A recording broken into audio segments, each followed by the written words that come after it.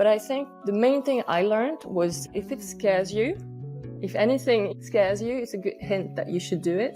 Like coming here today, for instance, because it's true. It might not only make your life more interesting for yourself, but it might also nourish your creative journey. Yeah. And I love that you share that with me. And now that we are almost halfway to the episode, are you feeling the same that you was feeling at the beginning?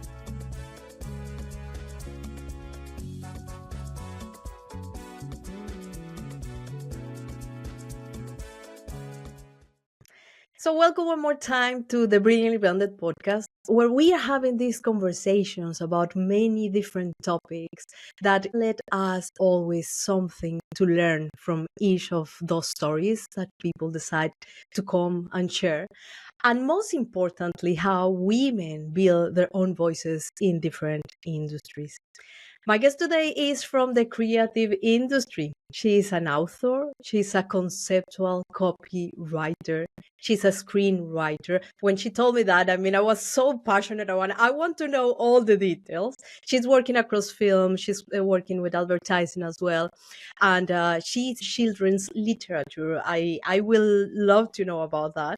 And basically what she is doing is helping other people to shape their stories. So our conversation today is going to be about the art of this visual writing and creativity. So I wanted to give you a warm welcome, Fanély Gouguet. Before we get into everything, I would love for you to introduce yourself in your own words, because I did this small introduction, but I always, guess us like, well, you already said everything, but please, could you introduce yourself and tell us a little bit about who you are and what you do? Great. Well, thank you very much for inviting me. I'm thrilled to be here. To introduce myself, my name is Fanély. I'm a copywriter in advertising by day, and I'm a fiction writer by night. So you mentioned it, I write picture books, I write more recently comedy and a screenplay. And I've worked in different countries, in Sri Lanka, in the UK, before coming here in Luxembourg. And I am also the Society of Children's Books Writers and Illustrators Regional Advisor. So it means that I volunteer for that organization, setting up monthly events with the team for Benelux. And we try to create a sense of community and help people further their craft, but more importantly, to empower creative minds. Wow, that is incredible in the sense that you are really just building stories around them, telling the story to the entire world about what is happening there on detail. So basically my question will be, when did you realize that storytelling, basically what you do, it was the right thing to do, your passion? It's a tricky question. I think I was just bored to tears with my work at the time. And my partner came up with this idea and he said, "Oh, you like writing, don't you?" And I remember wondering, do I? Which goes to show that sometimes the people you love know you best, know you better than yourself. And he said, "Why don't you use your experience in Sri Lanka, write a story for kids?"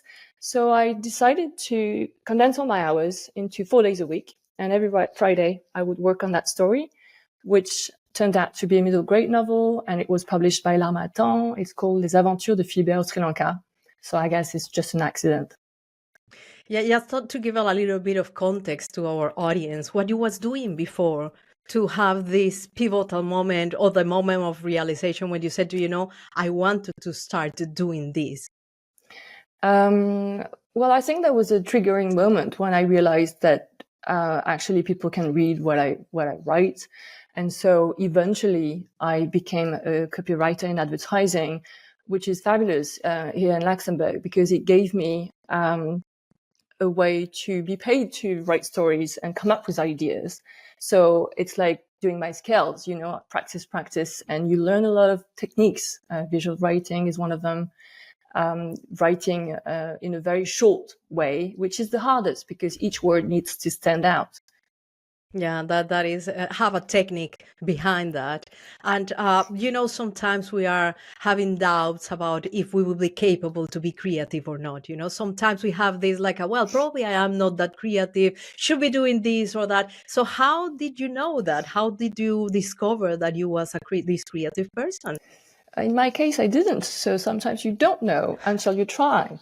So I guess my advice would be, jump in and try. But if you are creative and you don't follow that path, more often than not, it comes back to haunt you.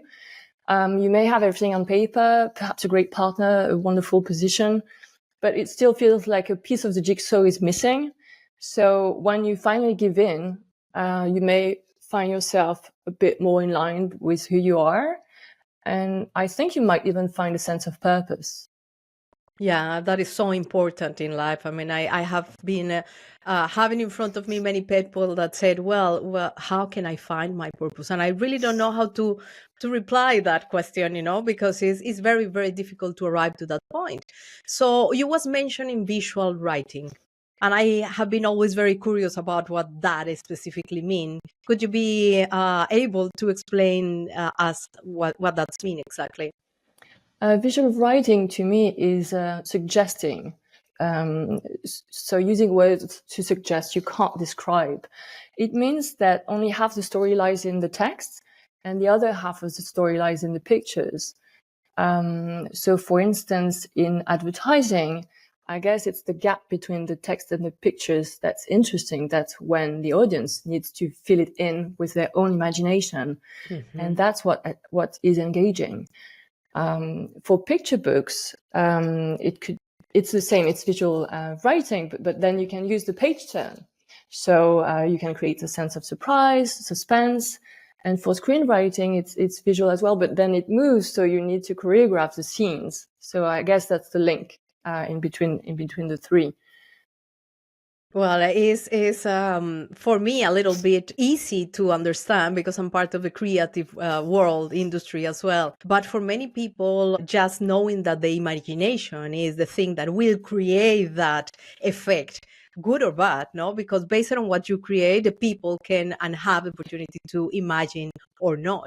But actually, I'm curious about how do you create those spaces and special ideas to really get this inspiration, because I think that we become creative because we have something that inspires us.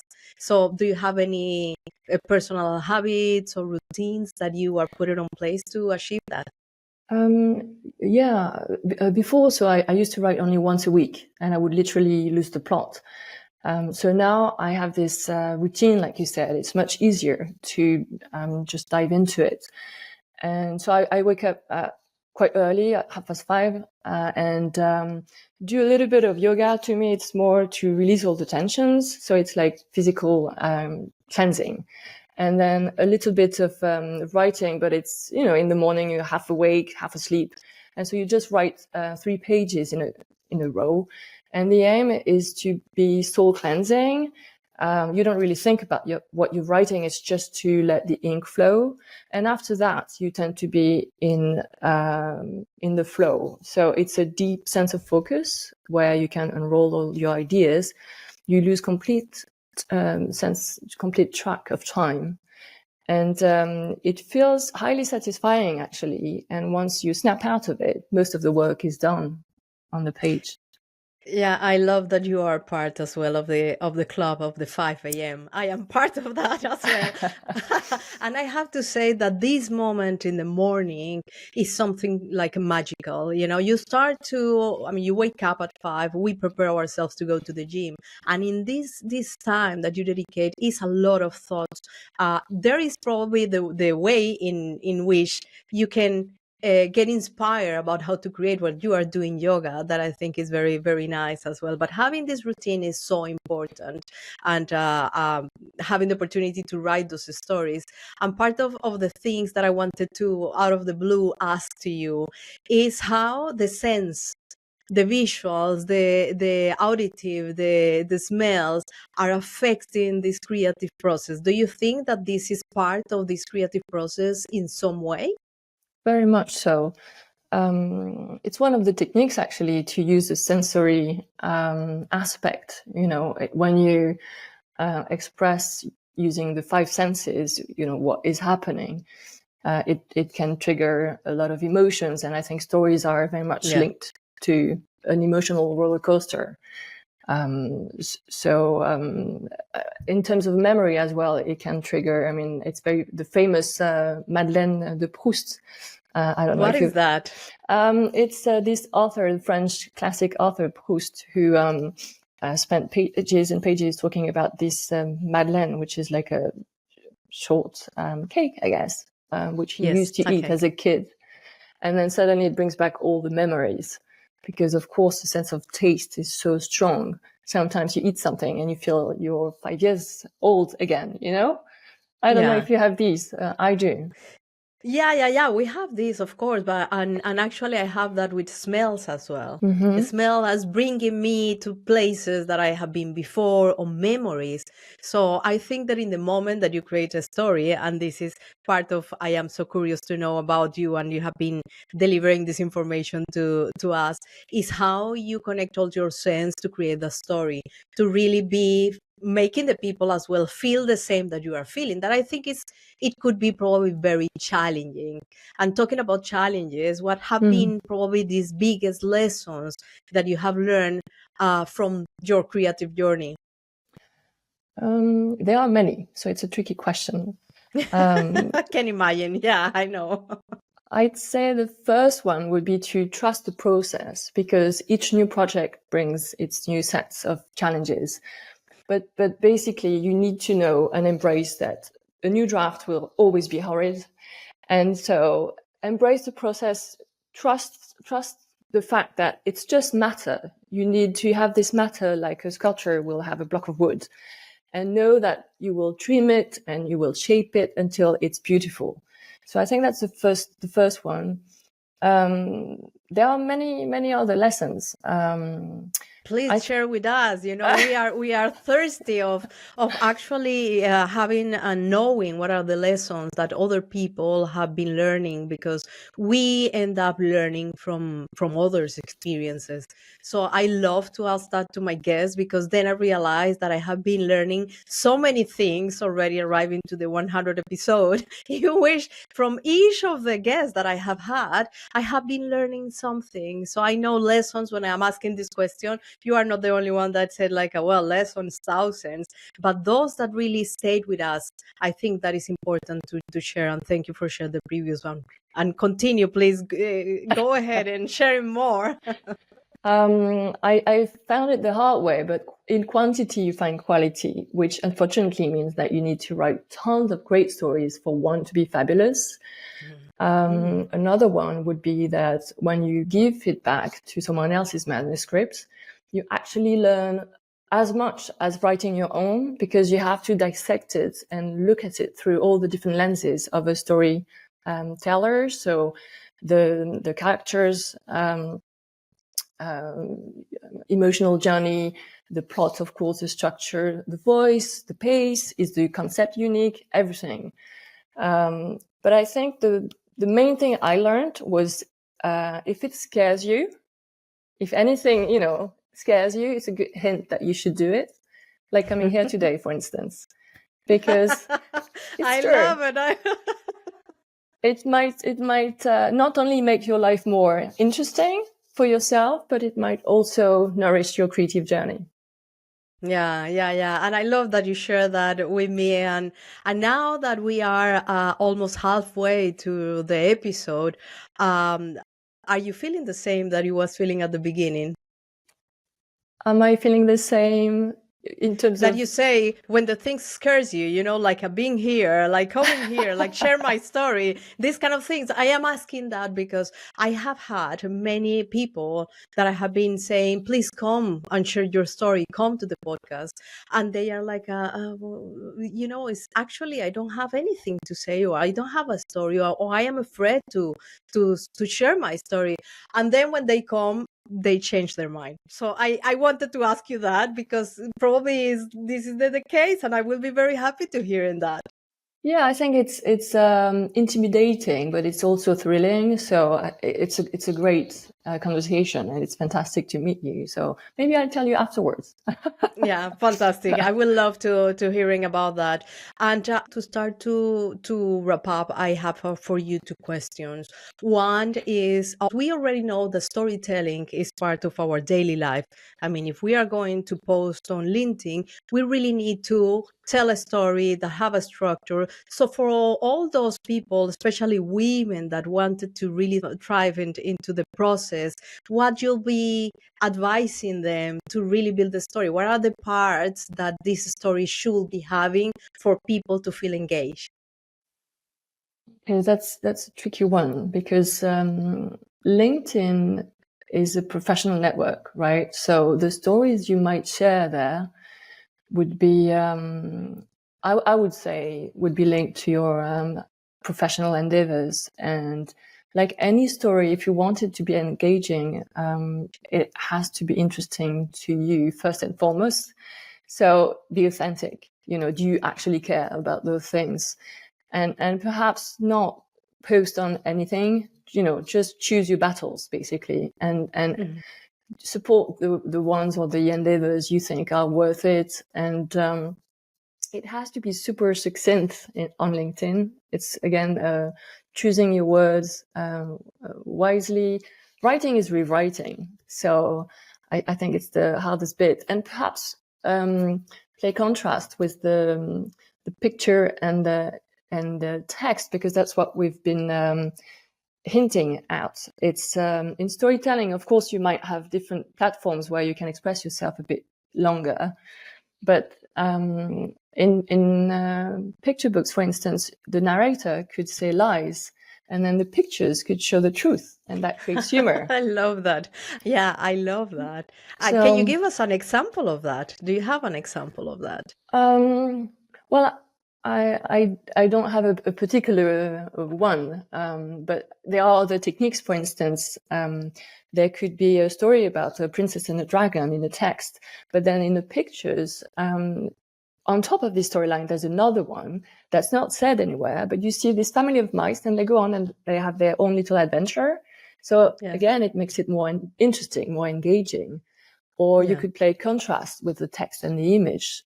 For instance, in the text, if you said that our hero met a tiny wee bit of an obstacle, and in the picture you show a humongous ogre, again, you Yeah. can create This sense of contrast. surprise. Yeah, sense of surprise. And as you have been part of these different, I mean, same industry of creativity, but different sectors, let's say it's like a film, books, advertising, all of the things, how do you think that the way that you tell the story in each of those is changing completely? Because you was explaining books. So books, you just support with the image, and this is a way to communicate the story. But across films and across books, do you do the same process, or is differently? It is a bit different, but I couldn't tell you all the different techniques, because I guess everyone approaches a project differently. I think in a book, of course, you can write what's inside the mind of people, of the heroes, and explain and describe a lot more in novels, for instance. But in picture books, it's very much concise, and it's more like a post on LinkedIn. It's just a few words and a picture, so it has to be impactful. And in movies, it's show don't tell. I mean, in any type of writing, people say that all the time: show don't tell. So don't describe, just share the emotional impact and how the story unfolds, and what ups and downs does the character go through. So the writing is very succinct and very visual, and it's a bit like a ballet, but it moves from one emotion to the next. Yeah. And I think that's one of the main magic in story, is this emotional intelligence that readers in the audience develop when they root for that character, because you feel that you go through the same quests as you fear for him or her, as you learn the same thing as the character does. So I think this is powerful. Yeah, it's powerful. And just my last question, promise. And then I am going to give you another opportunity to say whatever that you wanted to say. But my last question is, when you are writing books that include a lot of storytelling, it's a lot of people that are now wanting to write their books, that should be included images or not? Images? Yes. Not necessarily, because you would submit a manuscript first and foremost, and then I think publishing companies enjoy, and it's their expertise as well, matching the story with the right illustrator. So you can, hone your crafts as much as you like. Yeah, fantastic. It's a very good advice, and I know that many people are now in the way of I wanted to write my book, and actually that question have been coming to me as well. Well, what is the best way to show that? I am so glad that you have been here with us, and I don't know if you wanted to send a message to empowering women. That is the purpose of the Brilliantly Branded podcast. In order for give that step and do actually what you have done, that for me is inspiration. What you will say to all those women? I think, I've been traveling a little bit, so different environments brings different sort of obstacles. But I believe that it depends in which environment you find yourself as a woman. If in the workforce it is more male dominated, it might be harder for you to put your message forward across. But stick to your guns, stay self-confident and use your voice. If it is a bit more balanced, it might be easier to do so. You could always try to avoid the pack mindset and then have a one-to-one, with the person when you want to have an idea shared. And if you can't share your voice there and then, if you are a writer, use your voice. You have a platform. You can write it into a story and you might appeal to a much wider audience. That is so beautiful, Fanély, because if you don't want to have your voice in the way that is just speaking or video, you can go write and you are going to cause the same impact as you have been doing. So thank you very much, Fanély, for being here and for sharing your story with us. Well, thank you so much for having me. I'm grateful by having you as a listener on this episode. I am in the mission of empowering thousands of women around the globe, and I need your support for that. Help me to spread the voice by sharing this episode and subscribe to our social media channels. And remember, if you want to listen to exceptional stories and have someone that inspires you, please get in touch with me, because I will love to have them as a guest to learn from their experience and share their story with you next time. So until the next episode, ciao, ciao.